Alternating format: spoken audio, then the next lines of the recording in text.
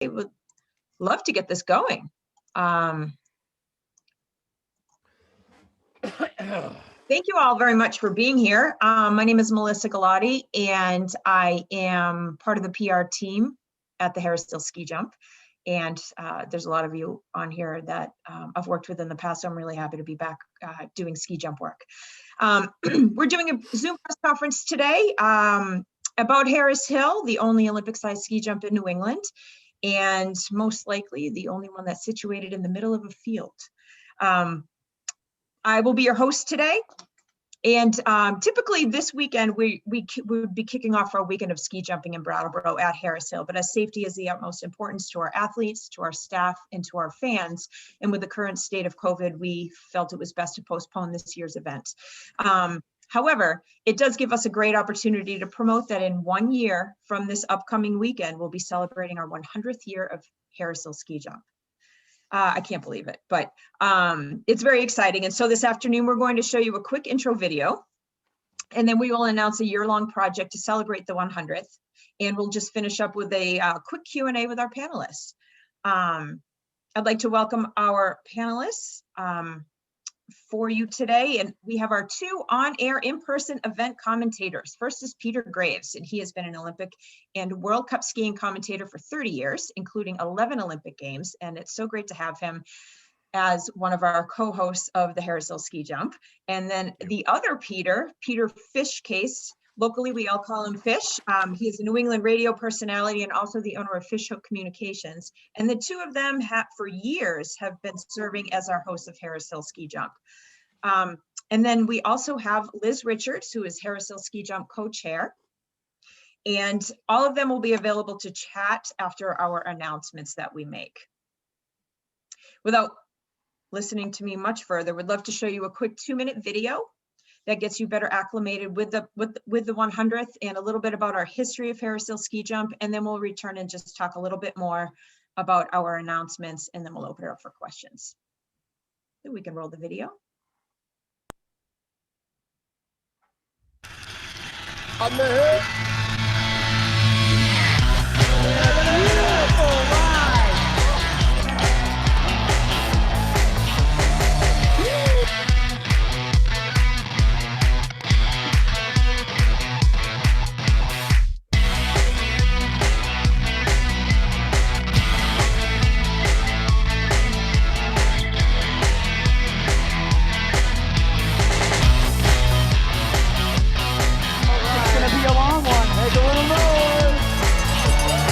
He's got the height.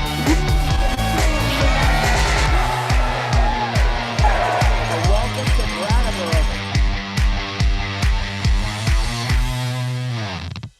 Hey everybody, welcome to what would have been year number 99 here at Harris Hill Ski Jump. As you can see, we are sitting in an unplowed field this year due to COVID restrictions. We had to cancel the event, but 99 years would have been this year, so we are looking forward to year 100, where we will all gather once again, shoulder to shoulder. We'll be talking about the history. I'm Peter Fishcase with Peter Graves, who will, well, I guess let's talk a little bit about the history of this fantastic hill.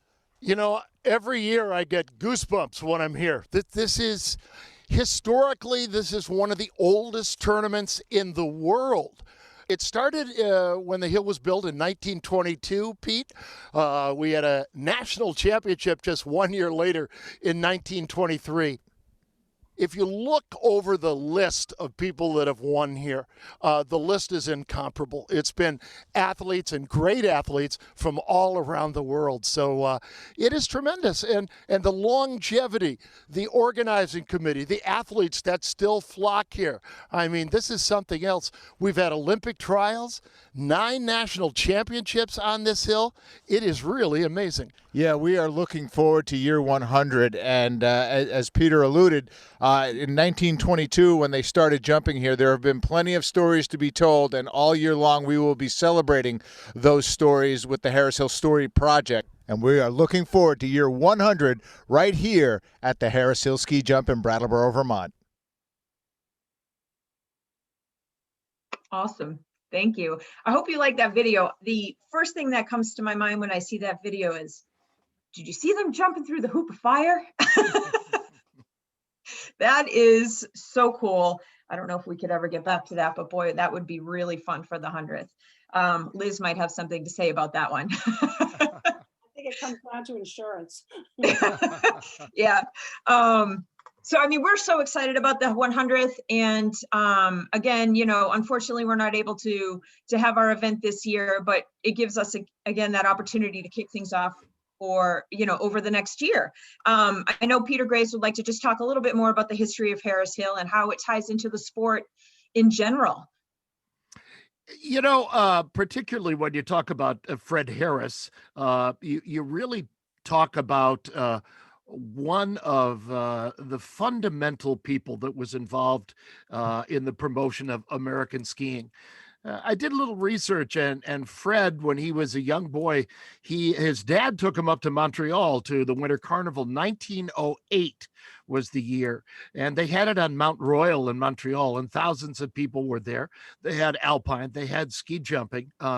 Fred moved on from that, very energized from what he saw, went to Dartmouth, and then started the very successful Dartmouth Outing Club, which put on the very first carnival back in 1911 when he was a student there.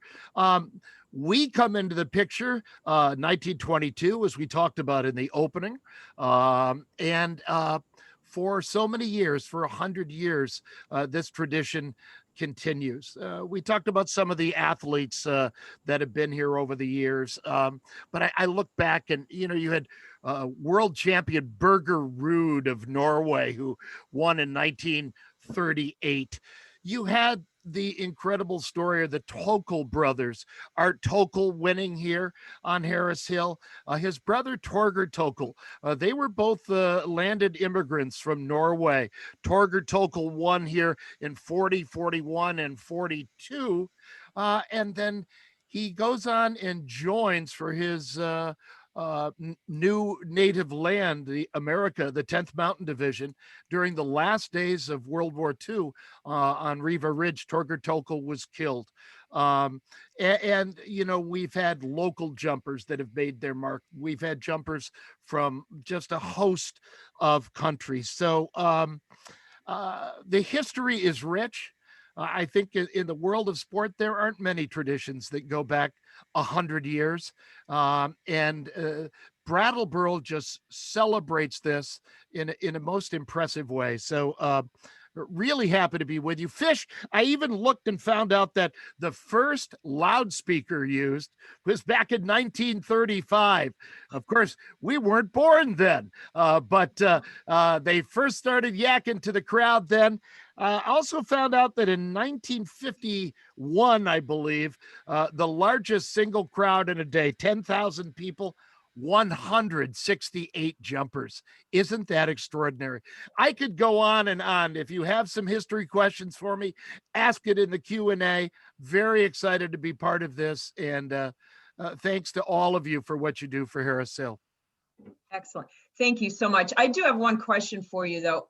And then, I mean, obviously the Q&A will be terrific. But for someone that has traveled all around the world and has commentated at so many different ski jumping events and other world-class events, how do we stand out? How does Brattleboro stand out as far as the energy goes for these jumpers? Because that's so incredibly important for these athletes to have that energetic crowd. I'm just curious how we compare. You know, we don't have as big a crowds as you would have at an Olympic Games, obviously, on a normal Olympic Games, but we have a passionate crowd. And the noise, the ringing of cowbells, a tradition at all skiing events of all disciplines, really, makes it really, really special. There's a big bonfire with the beautiful smell of winter wood smoke. People are into it. They also come back year after year, and that helps them have a sense of history. My parents, and I don't think I've ever spoken about this. I grew up in Bennington, not so far away, and they used to come over in the days of Torger Tokel and Art Devlin and those kind of people jumping. And then they brought me when I was a little kid. For them, they came every year. So we've got great crowds. They're passionate.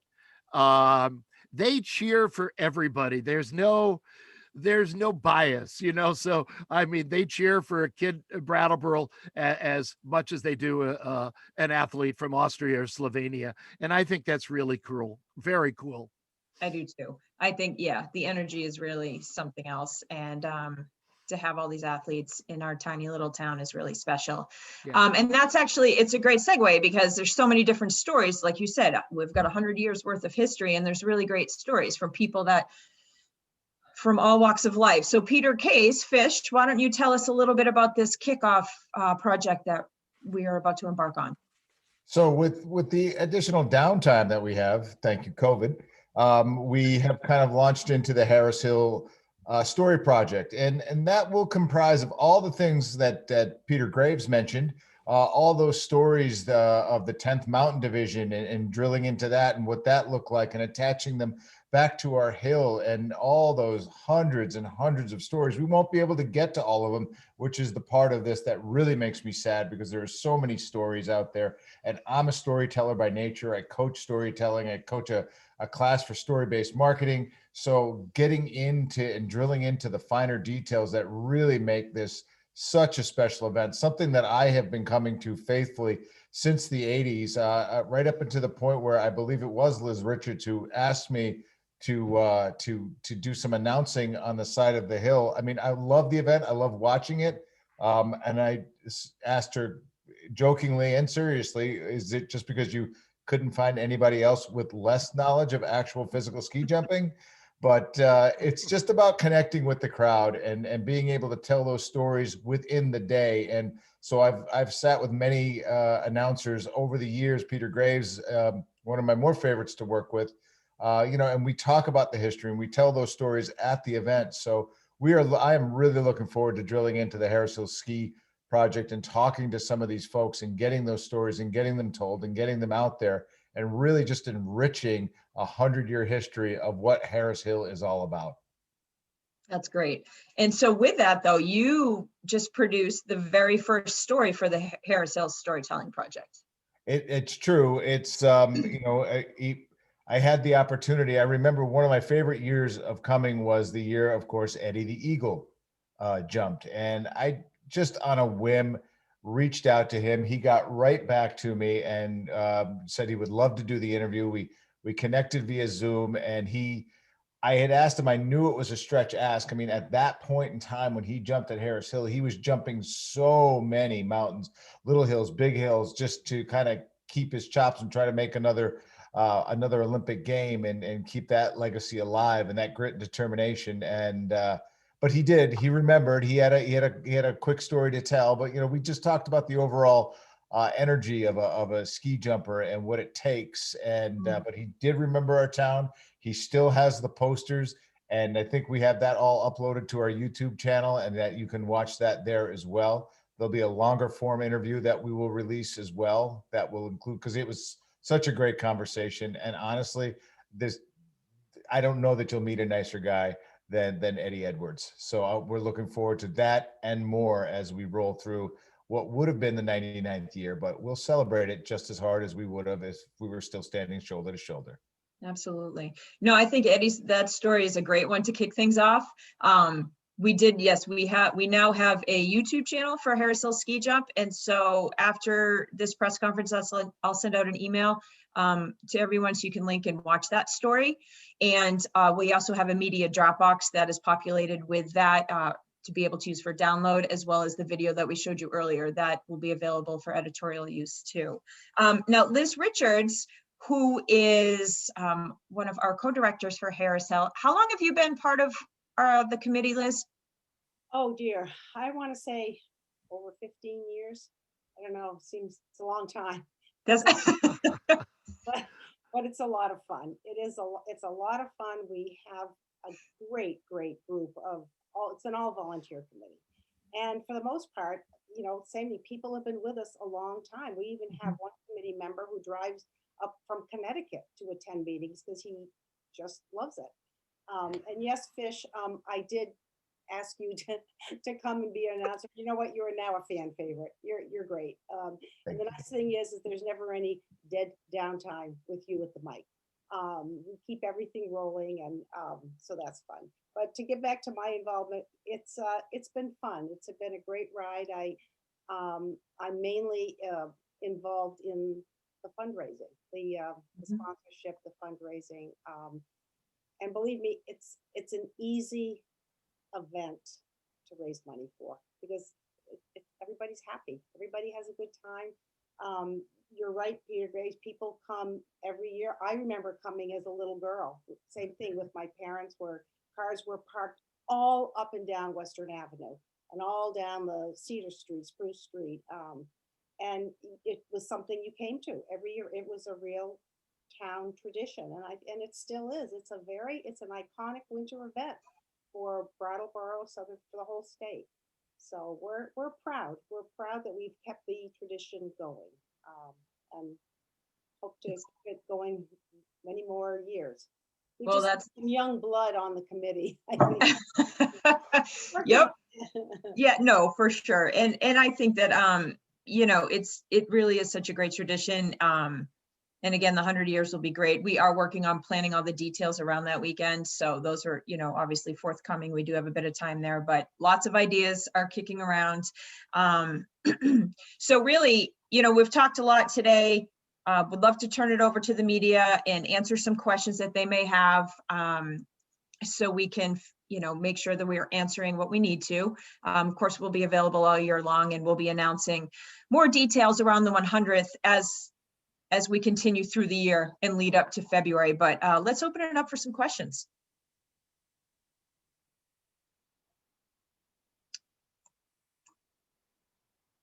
Let's see what we have here. Yes, Kevin. Kevin, I think, is popping it into a chat. Let's see, hold on a sec. Are you this is a question that, we've got a couple here. Here's one. This is a local question specifically. Are you partnering with BCTV, which is a Brattleboro Community Television, or anyone else on the story project? So yeah, I mean, we will always, BCTV loves the content and loves the idea of this, and I've worked with that staff for the better part of 5 or 6 years now in producing that content. So yes, we will look to partner and also use them as a way to kind of amplify the message and distribute the message as well as being able to show those stories. So yes. Excellent. Yeah, they're a great partner. It's great. We have them right down the street to help produce. So it's really helpful. If anyone does have a question, I think somebody had raised their hand. If you can type that into the Q&A, or if you want to direct chat with me, that's fine. And then I can always answer that. Our actual dates, the date for next year, it's February 18th and 19th, 2022. Is that correct? Yes. Just right. Confirming that. Okay. Yep. That's a good question. I don't think we actually said that. I think we just have kept saying February. So if people have stories, that's another question. How do they share them with you? And I can jump in and answer that. We will be posting those detailed information as to how the general public can submit those via our website at harrishillskijump.com. We'll also be posting it on our social channels. I think what you'll see initially is some posts from the Harris Hill team to start to promote the story project, and then we'll start receiving and then deciding, which ones that we can share. Because I personally think that we will be inundated, because I think that there's some really incredible stories out there, but that does remain to be seen. But again, the website and our social channels will be announcing that very soon. And we will be looking for stories beyond the actual jumpers. I mean, we talked about it, and I can think of in the 11 years that I've been announcing Hillside, all the stories that I've gotten to hear just from people who attended, wedding proposals, I mean, the whole 9 yards. So, it's a community event. It centers around the jumpers, but it also, the bigger picture, the global look at this whole thing is about the entire community. So we are looking for stories far and wide. Right. Another question that came in, will there be any events at the jump leading up to the actual jump weekend? And that's something that I know, I'll have Liz answer this, but I believe that there's been a lot of discussion around that and Right. continues to be so, but please, Liz. There has been, and we formed a separate committee. We got input from community members as well as people on our Harris Hill committee, and have formulated some ideas. And to execute those ideas will depend on manpower, budget, time, maybe weather. But we do have exciting ideas, and I think we're trying to enhance some event for the Friday daytime, Friday night before the event. Our athletes usually don't come in until Wednesday or Thursday. So we would like to tie that in. So there have been some, exciting things. Of course, one of the most exciting is this Harris Hill Story Project, which will continue, throughout the year. But we've talked about doing things Friday night. The idea of maybe a parade, maybe fireworks. Have to have a birthday cake there somewhere. We have someone that we are commissioning to do a commemorative poster for our 100th. So that I'm sure that will be very well received. Hopefully we can get something out in printed material, some sort of a keepsake, be it a program, be it a book. Might be a little ambitious, for our group, but that would be, I think, really nice. Would really sort of cement this event in the period of history. And then, of course, it's for the fundraiser, it's a great opportunity to try to sell those remaining steps that we have, where you can have naming rights to them. That was a part of our campaign when we rebuilt the hill, was to sell steps. And I think I was just interested, I was counting, I think out of the 187 stairs going up the side of the ski jump, we probably have around 60 that are still available. So we've done very well on that. And hopefully, being the 100th year, we will have some people step up and soar with us. So There you go. anyway, good. Oh, Great, and the thank one you. other thing will be interesting to look forward to is that we are having a new trophy made, because our last wing trophy was retired last year and was shipped off to Slovenia. Don't know what the design will be like. Sandy Harris, who is Fred Harris's daughter, is definitely working on it. This is her little baby, and that will be kind of exciting to see. I think she wants a whole new design, but still probably incorporating those wings, those silver wings. So that's something else that I think will commemorate our 100th. Great, thank you. Another question came in, and Mr. Graves, I think this one might be best addressed to you. Since next year is an Olympic year, any idea what the fields might look like for 2022? Internationally, ski jumping is a huge sport. And you might be interested. I'll just say this as a little bit of context, but the Four Hills Tournée, which are 2 days in Austria, 2 days in Germany, are among the highest rated television programs in all of Europe during wintertime. So there are a huge amount of fans. With that, all of these programs around the world, whether you talk about Austria, right now, Poland has a very good team. Slovenia has a very good team. Norway has a good team. They're very deep.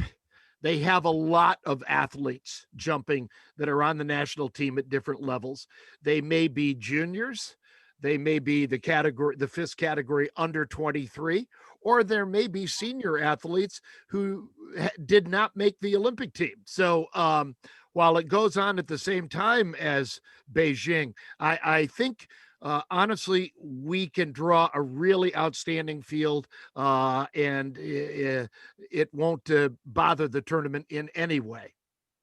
I agree. I'll just interject for 1 second. I couldn't agree with you more on that one. It's interesting, like you said, because usually these countries are so deep with incredible athletes that are all world class.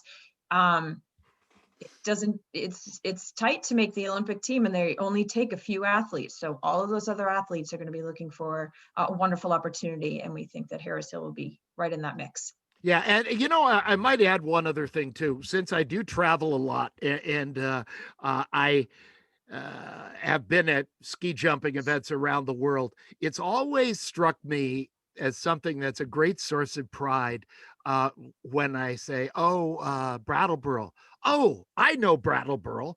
I heard that. I was there once," or a teammate. Harold Dees from Austria was there one time, or a Slovenian. We've had a lot of Slovenians over the years. They've got a very deep and rich program. So Brattleboro is extremely well known. It's not a World Cup venue. It's not an Olympic venue, but it is very well known, and we've had a lot of countries represented over the years. That's great. Thank you. You're welcome. Let's see, I'm just taking a look here. We can field probably one more question if we have it. Okay, I think that we are good to wrap. We really appreciate everyone attending today.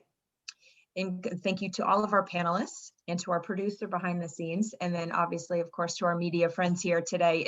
It's really great. We appreciate the support and your interest in Harris Hill Ski Jump. Our job is to make sure that you keep us top of mind for the next year, and we'll be sure to do that with with various things. And again, I'll follow up today with the link to our media Dropbox, as well as to the link to the Ed of the Eagle, which is our first in the line of the Harris Hill Story Project, and has my contact info if you do need anything else today. But thank you all so much for participating, and we really appreciate it. Thank you. Thank you.